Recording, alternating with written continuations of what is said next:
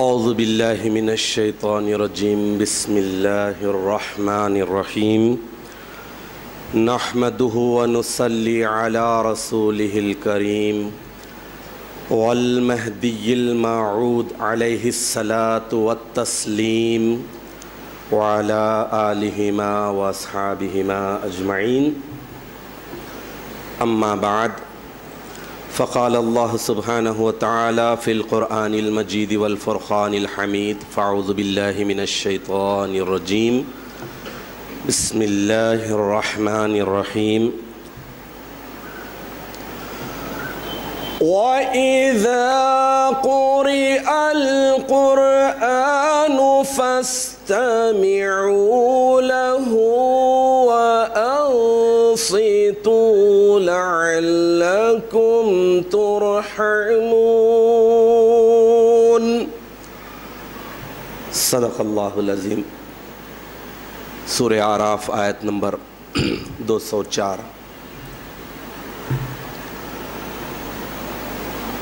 عزیزان محترم، جیسا کہ آپ واقف ہیں، یہ دہا رحمت کا دہا، اس میں اللہ تعالیٰ کی رحمت ہر سو چوطرف پھیلی ہوئی ہے۔ ہر انسان اپنی استطاعت کے مطابق اللہ تعالیٰ کی پھیلی ہوئی رحمت کو محسوس کر سکتا ہے۔ رحمت کا سب سے بڑا نظارہ یہ ہے کہ اللہ تعالیٰ اس ماہ مقدس میں ہر انسان کو اس کی اپنی صلاحیت اور گنجائش کے مطابق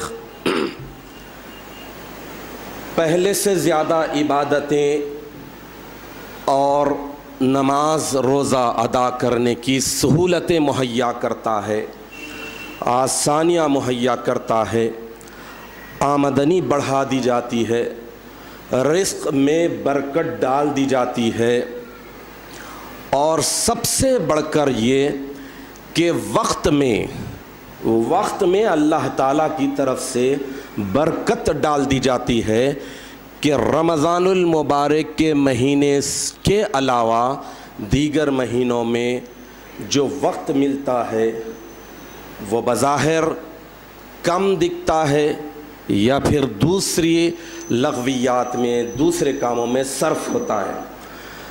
تو یہ اللہ تعالیٰ کی دریائے رحمت کے جوش کا ہی نتیجہ ہے کہ رمضان المبارک کے مقدس مہینے میں مومن بندہ روزہ بھی رکھتا ہے، تراویح بھی پڑھتا ہے اور اپنی مصروفیات بھی ادا کرتا ہے، طالب علم تعلیم میں مصروف رہتا ہے، کسب کرنے والے کسب کرتے ہیں، جاب کرنے والے جاب کرتے ہیں، تجارت کرنے والے تجارت کرتے ہیں، 5 وقت کی نماز کے لیے وقت نکالتے ہیں۔ یہ ساری چیزیں اللہ تعالیٰ کی دریائے رحمت جو جوش میں ہوتی ہے اور سہولت جو پہنچائی جاتی ہے اس کا بین ثبوت ہے۔ عزیزان محترم، میں نے آپ کے سامنے کل بھی یہ آیت شریفہ کی تلاوت کا شرف حاصل کیا تھا، سورہ اعراف کی آیت نمبر 204۔ اس میں اللہ تعالیٰ ارشاد فرما رہے ہیں کہ وَإِذَا قُرِئَ الْقُرْآنُ فَاسْتَمِعُوا لَهُ وَأَنصِتُوا لَعَلَّكُمْ تُرْحَمُونَ۔ اس آیت شریفہ میں آخری میں بات رحمت کی جا رہی ہے۔ آیت شریفہ کے معنی پھر سے رکھتا ہوں کہ جب قرآن پڑھا جائے تو فَاسْتَمِعُوا لَهُ، فا عربی میں جب فا آتا ہے تو اس کے معنی فوراً، امیڈیٹلی فوری تم کان لگا کے سنو۔ فَاسْتَمِعُوا لَهُ، جو پڑھا جا رہا ہے اسے سنو، فوری سنو۔ وَانصِتُوا، اور کیسے سنو؟ خاموش ہو کر، سکون سے، دل لگا کر، ہمتن گوش یعنی سارا جسم کان بن جانا، ایسے سنو۔ اس کی وجہ یہ ہے لعلکم ترحمون، تاکہ تم پر رحم کیا جائے، تاکہ تم پر رحمت نازل کی جائے۔ تو یہ رحمت کے دہے میں قرآن کا سننا اور سنانا رحمت کا دہا ہو یا نہ ہو، لیکن انہماک کے ساتھ، توجہ کے ساتھ، کنسنٹریشن کے ساتھ سننے کے بعد یقیناً تبدیلی آتی ہے، اور وہ بڑی تبدیلی ہے اللہ رحم کر دیتا ہے، رحمت کا باعث بن جاتا ہے۔ سارا قرآن عظیم، سینکڑوں آیتیں، 114 صورتیں، اور اس میں مختلف آیات رحمت کی بھی ہے، خوف کی بھی ہے، ثواب کی بھی ہے، عذاب کی بھی ہے، شوق کی بھی ہے، ڈرانے والی بھی ہے۔ یہ ساری آیات اللہ سبحانہ و تعالیٰ پیش کرنے کا مقصد یہ ہے کہ مومن بندے شوق سے اور خوف سے ڈرے، اللہ کی رحمت کو پانے کی کوشش کریں۔ قرآن عظیم میں جتنی بھی آیات آئی ہیں، چاہے وہ خوف کی ہو یا شوق کی ہو، رحمت کی ہو یا پھر زحمت ڈرانے والی ہو، جنت کی ہو یا دوزخ کی ہولناکیوں کو بتانے والی ہو، انسان جب توجہ کے ساتھ، شوق کے ساتھ سنتا ہے تو یقیناً وہ نیک عمل کرنے پر راغب ہو جاتا ہے، اپنے کردار کو سدھارنے کا ذریعہ بنا لیتا ہے۔ تو یہ سب اس کے لیے رحمت بن رہی ہے، لعلکم ترحمون، تاکہ تم پر رحم کیا جائے۔ تو رحم اس وقت ہوگا جب آدمی کان کھول کر سنے، ہمتن گوش ہو کر سنے، سارا جسم اس کا۔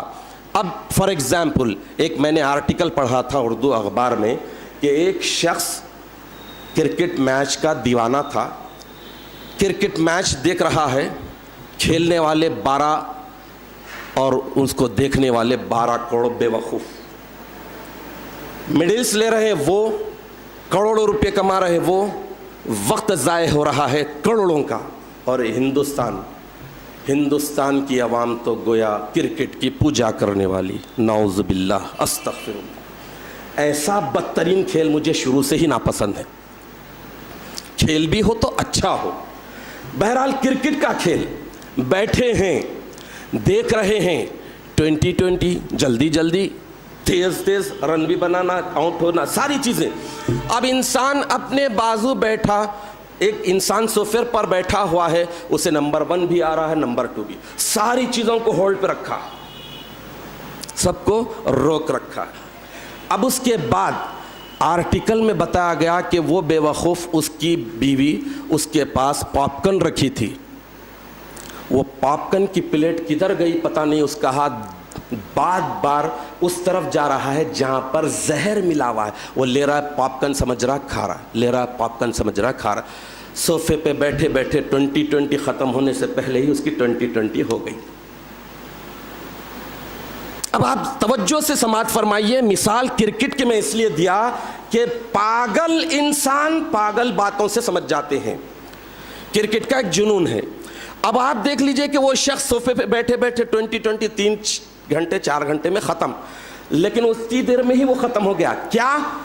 اتنی توجہ سے دیکھ رہا تھا، جنونی تھا، توجہ سے دیکھ رہا ہے، کنسنٹریشن ایسا ہے کہ کیا کھا رہا ہے اس کی خبر نہیں، زہر کھا لیا اور مر گیا۔ قرآن کہتا ہے کہ تمہارے اوپر مہربانی ہوگی، رحمت ہوگی، تم توجہ کے ساتھ سنو تو دوزخ سے بچ جاؤ گے، جنت کا راستہ تمہارے لیے آسان ہو جائے گا۔ تو توجہ ضروری ہے۔ آدمی توجہ کے ساتھ اگر ڈرائیونگ کرے تو ایکسیڈنٹ نہیں ہوتا۔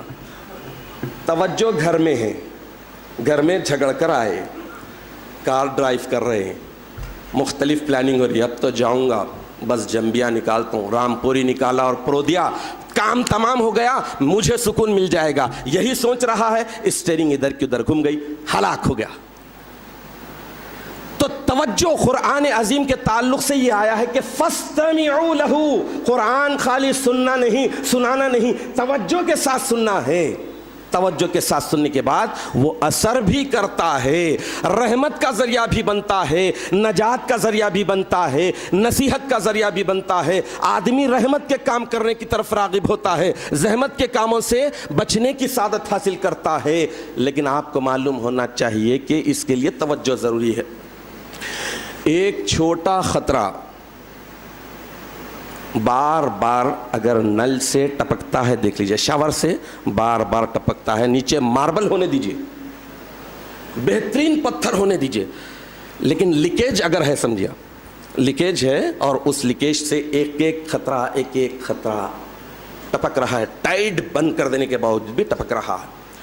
کچھ عرصے کے بعد دیکھ لیجئے کہ پتھر میں سوراخ ہو جاتا ہے, پتھر میں سوراخ ہو جاتا ہے, ماربل میں سوراخ ہو جاتا ہے. تو آیات شریفہ سے کون مومن بندہ ہے جو نصیحت حاصل نہیں کرے گا؟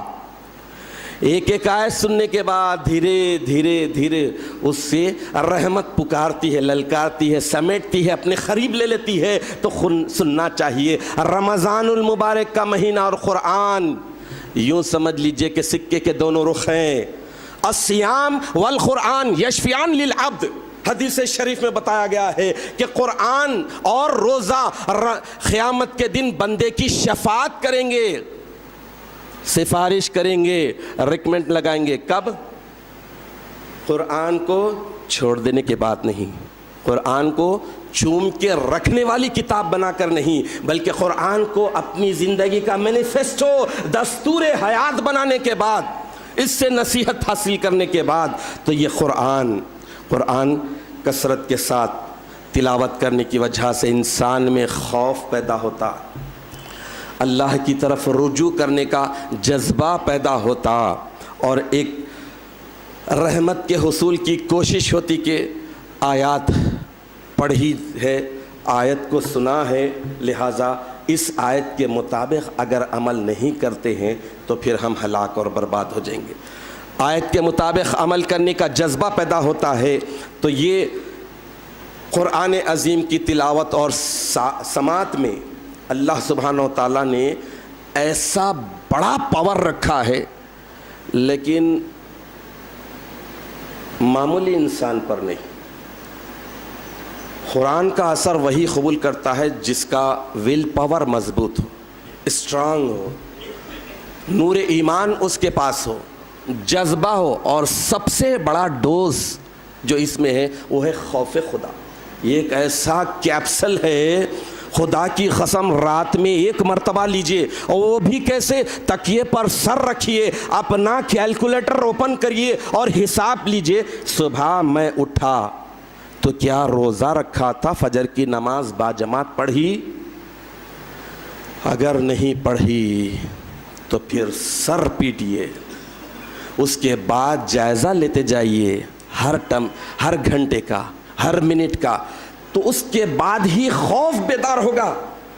خوف بیدار ہونے کے بعد نیند اڑ جائے گی, اس بچے کے مانند ہو جائے گی جو کل امتحان دینے والا ہے. امتحان دینے کے لیے جو کرب میں مبتلا ہوتا ہے, کروٹیں بدلتا ہے. کل جاؤں گا, فزکس کا ہے, فزکس کی ABCD بھی نہیں آتی, کیا جواب دوں, کیا لکھوں؟